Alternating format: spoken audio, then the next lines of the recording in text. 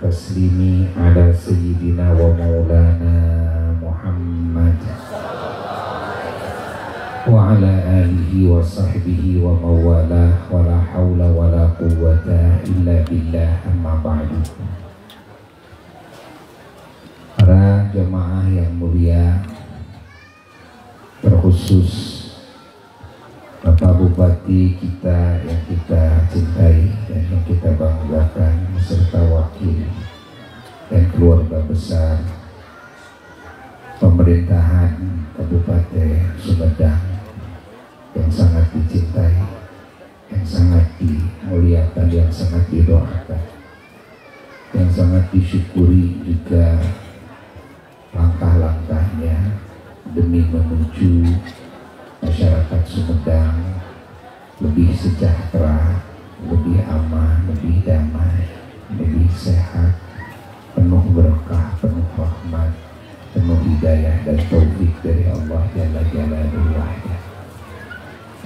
Kita sangat bahagia di sore hari ini kita dikumpulkan dalam majelis syukuran dan mengagungkan kelahiran Kanjeng Nabi Muhammad SAW dan diciptakannya beliau dan diutusnya beliau kepada kita manusia dan bangsa jin khususnya, dan kepada semua ciptaan Allah alam semesta pada umumnya, yang Allah jadikan Nabi kita itu sebagai kasih sayangnya Allah ke seluruh alam semesta yang disebut dengan rahmatan lil alamin, terkhusus kepada hamba-hambanya yang beriman, baik bangsa manusia maupun bangsa jin. Semua yang beriman mendapatkan kasih sayang Rasulullah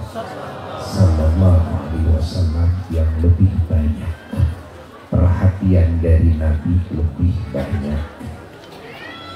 Disebutkan oleh Allah dalam Quran, a'udzubillahi minasyaitonirrajim, bismillahirrahmanirrahim, laqad ja'akum rasulun min anfusikum azizun 'alaihi ma 'anittum harisun 'alaikum bil mu'minina raufur rahim. Ayat ini Allah menyatakan tentang posisi Nabi kita, bahwa posisi Nabi kita di tengah-tengah ciptaannya, terkhusus di tengah-tengah hamba-hambanya yang beriman, baik bangsa manusia, bangsa jin, posisinya seperti itu. Nabi kita itu adalah wujud kasih sayang Allah yang menyeluruh ke seluruh alam semesta. Satu, bagaimana hubungannya dengan orang-orang dan bangsa jin yang beriman? Hubungannya, Nabi kita itu adalah satu-satunya sosok ciptaan Allah yang sangat peduli terhadap seluruh beriman. Sangat peduli, sangat perhatian, sehingga Allah menyebutkan keadaan alam hati Kanjeng Nabi, azizun alaihi ma anittum. Artinya segala kesulitan kalian itu menjadi beban berat pada hati Rasulullah SAW. Harisun alaikum, artinya dalam hati Kanjeng Nabi itu menggebu-gebu, ya, keinginan untuk keselamatan seluruh umat yang beriman, untuk kebahagiaan mereka, untuk kemuliaan mereka, untuk keberuntungan mereka di dunianya, di kuburnya, dan di akhiratnya. Lalu Allah menyebutkan lagi, ya, bil mu'minina raufur rahim. Nah, posisi Kanjeng Nabi ini, kata Allah, sangat-sangat menyayangi, sangat-sangat kasih sayang kepada hamba-hamba Allah yang beriman. Maka kita yang beriman ini sebagai umat Kanjeng Nabi Muhammad SAW adalah satu-satunya umat yang mendapatkan perhatian khusus, kasih sayang yang luar biasa dari Kanjeng Nabi Muhammad sallallahu alaihi wasallam berdasarkan ayat ini. Maka orang-orang beriman itu adalah makhluk Allah yang paling beruntung. Oleh sebab itulah Allah menyatakan dalam ayat lain, qad aflahal mu'minun, sungguh beruntung orang-orang yang beriman. Nah, kita semuanya hadir dalam majelis maulid, salah satu tujuannya adalah mensyukuri bahwa kita oleh Allah dianugerahi iman Islam melalui kanjeng Nabi Muhammad, bahwa kita ditakdirkan oleh Allah menjadi bagian dari umat kanjeng Nabi Muhammad, bahwa kita mendapatkan ajaran yang sempurna dari Allah melalui tarbiyahnya, ta'limnya, dakwahnya kanjeng Nabi Muhammad, bahwa kita semuanya mendapatkan anugerah yang tiada batas, rahmat yang tiada batas dari dunia sampai kubur, sampai akhirat, sampai surga abadi di surga melalui kanjeng Nabi Muhammad. Kita punya harapan besar kelak bisa selamat dari cengkraman ancaman siksa Allah di akhirat dengan syafaat kanjeng Nabi Muhammad sallallahu alaihi wasallam. Nah, ini makna daripada acara Maulid Nabi. Ya, mensyukuri itu. Dan Maulid Nabi adalah majelis secara khusus mengingat bagaimana perjalanan dakwahnya kanjeng Nabi Muhammad sallallahu alaihi wasallam. Bagaimana fungsi kerasulannya kanjeng Nabi Muhammad sallallahu alaihi wasallam kepada kita manusia. Ini yang sangat penting sekali. Karena dengan mengingat ini pasti akan ada perubahan dalam hidup kita, kepada perubahan yang baik dari yang tidak baik, kepada yang lebih baik dari yang baik, baik dalam hubungan kita dengan Allah, juga hubungan kita dengan sesama makhluk Allah. Karena kalau hanya mengingat kelahiran Nabi, agungnya kelahiran Nabi, itu dalam merubah ya pola pikir kita, merubah alam hati kita, merubah niat, akhlak kita, merubah tindak tanduk ucapan kita dalam kehidupan itu akan lambat, akan sulit. Berbeda dengan kita mengingat bagaimana fungsi ya kerasulan kanjeng Nabi Muhammad SAW yang diutus oleh Allah, membawa surat dari Allah untuk siapa? Untuk kita. Apa yang sudah kita baca daripada surat dari Allah itu? Apa yang sudah kita amalkan daripada pesan-pesan Allah itu? Apa yang sudah kita lakukan daripada perintah-perintah Allah yang tertuang dalam suratnya itu? Apa yang sudah bisa kita jauhi daripada larangan-larangan Allah yang sudah tertuang dalam surat Allah itu? Rasul adalah utusan. Utusan siapa? Utusan Allah. Membawa apa? Membawa risalah. Apa risalah? Surat. Dari siapa? Dari Allah. Untuk siapa ini suratnya? Untuk kita. Kita manusia, kita bangsa jin. Di dalam surat itu ada apa? Nah, ada berita-berita pasti dari Allah. Allah memberitahu kepada kita tentang alam gaib, memberitahu tentang kejadian yang sudah lalu, yang tentang kejadian yang akan datang, tentang aturan hidup. Dari mulai bangun tidur sampai tidur lagi. Sama Buya kan sering diulang-ulang. Umat yang paling beruntung itu adalah kita. Kenapa? Karena ya, aturan hidup ini kita ini tinggal melaksanakan. Tidak usah mikir bagaimana mau bikin aturan hidup. Ya, nggak usah. Kenapa? Karena manajemennya sudah rapi. Bangun tidur harus apa? Lalu nanti harus apa? Harus apa? Harus apa? Harus apa? Sampai tidur lagi harus apa? Cara makan bagaimana? Cara minum bagaimana? Cara kencing bagaimana? Cara kentut bagaimana? BAB bagaimana? Cara batuk bagaimana? Cara bersin bagaimana? Kalau ketemu dengan sesama harus bagaimana? Allah. Kepada keluarga harus bagaimana? Suami kepada istrinya harus bagaimana? Istri kepada suami harus bagaimana? Orang tua kepada anaknya harus bagaimana? Anak kepada orang tua harus bagaimana? Majikan kepada karyawan harus bagaimana, karyawan kepada majikan harus bagaimana, pemerintah kepada rakyat harus bagaimana, rakyat kepada pemerintah harus bagaimana, tetangga dengan tetangga harus bagaimana, muslim dengan muslim harus bagaimana, muslim kepada non muslim harus bagaimana, kepada yang masih hidup harus bagaimana, kepada yang sudah wafat harus bagaimana, hatta kepada setan kita sudah dikasih tahu harus bagaimana. Sikap kita kepada hawa nafsu kita sendiri harus bagaimana, sikap kita kepada dunia ini harus bagaimana. Allah, mana coba ajaran yang sempurna seperti ajaran Nabi Muhammad. Makanya yang disebut sulit itu cuma satu, tahu nggak? Sulit mengikuti agama cuma satu, apa? Cuma memerangi hawa nafsu. Apa? Memerangi hawa nafsu. Perangi hawa nafsu. Dari mulai mau mencari ilmu itu kan banyak godaan. Nah, ayo perangi hawa nafsu kita. Paksakan hadir di majelis ilmu. Paksakan hadir di majelis zikir. Paksakan hadir di majelis sholawat. Sudah itu, paksakan mengamalkan ilmu. Paksakan melakukan perintah Allah dari mulai yang wajib dulu, lalu diusahakan yang sunnah-sunnahnya, ya. Itu harus dipaksakan. Itu yang disebut sulit. Yang disebut sulit apa? Memerangi hawa nafsu. Yang disebut sulit. Maka Nabi mengatakan kepada kita, "A'ada aduwik nafsukallati baina janbaik." Musuh yang paling gerot, yang paling dahsyat, nafsu kamu sendiri, kata Kanjeng Nabi. Nafsu kamu sendiri yang ada di tubuhmu.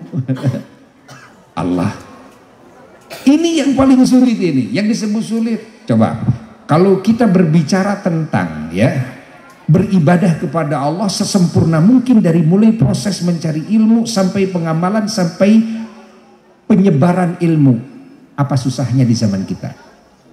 Ulama banyak, pesantren banyak, majelis salim banyak, terus negara aman, pemerintah mendukung.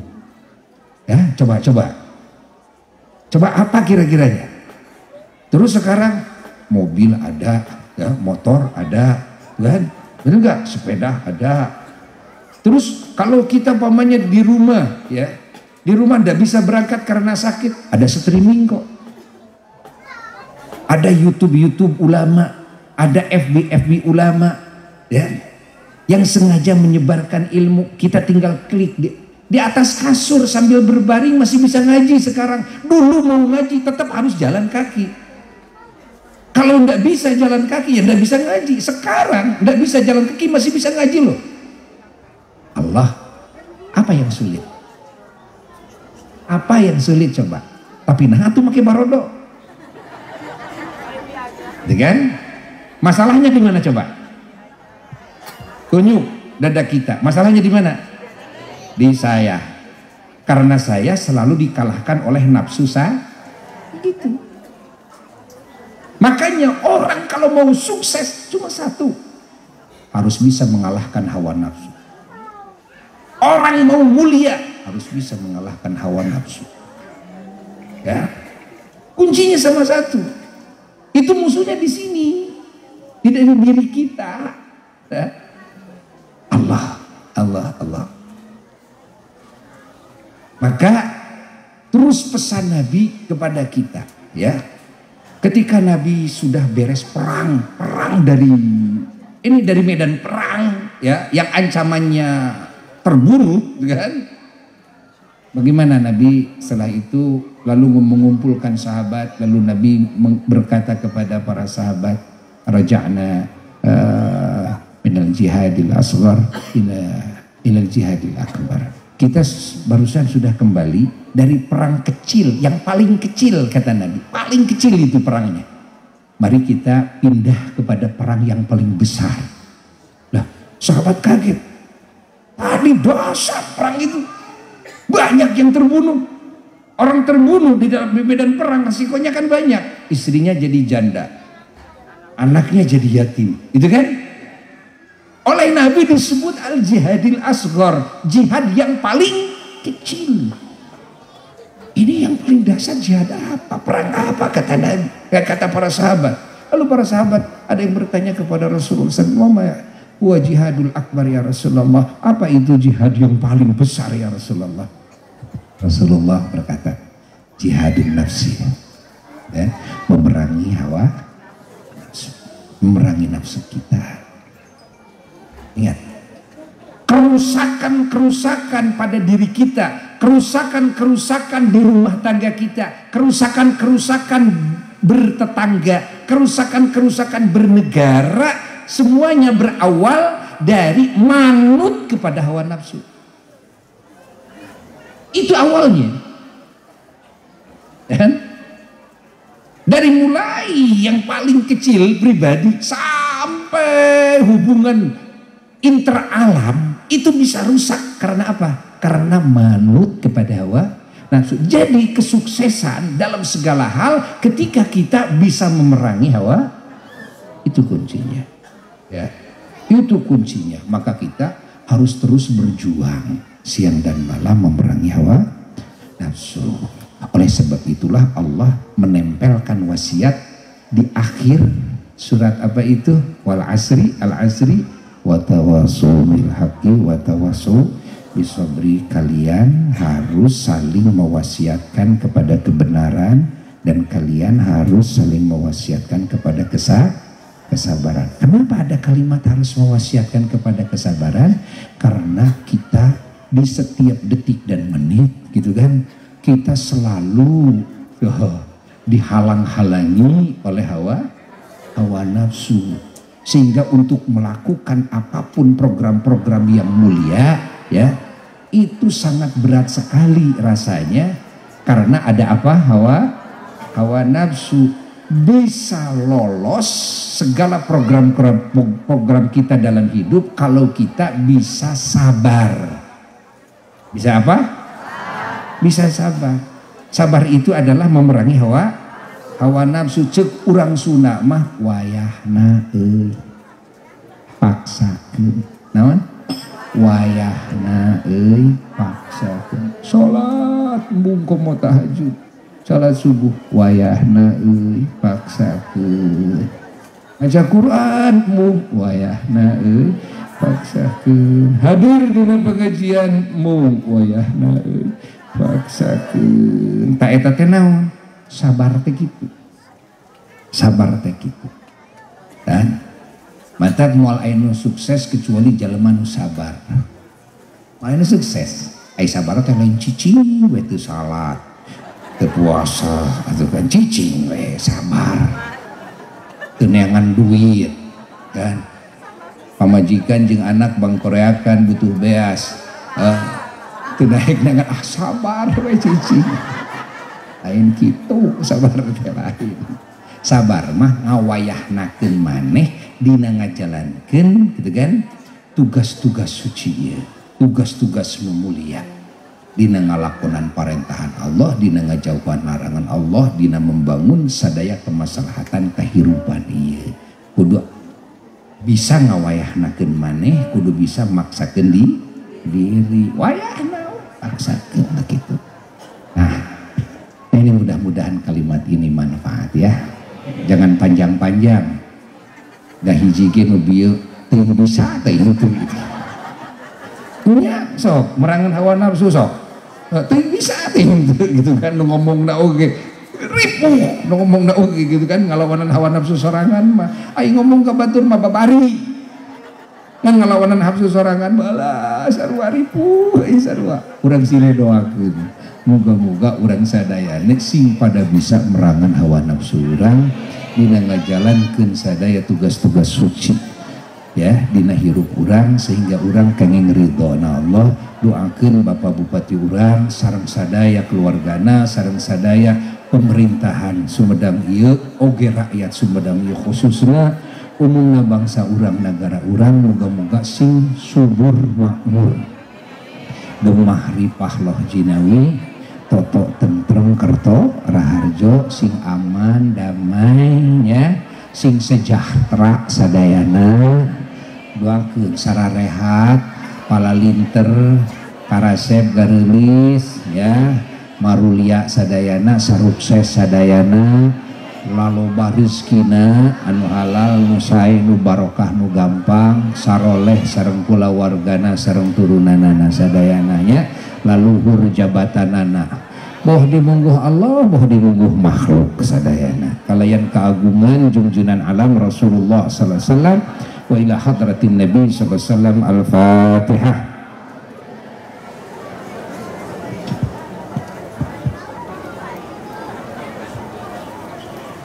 Amin. Sakitu kabeh hatur wassalamualaikum warahmatullahi wabarakatuh.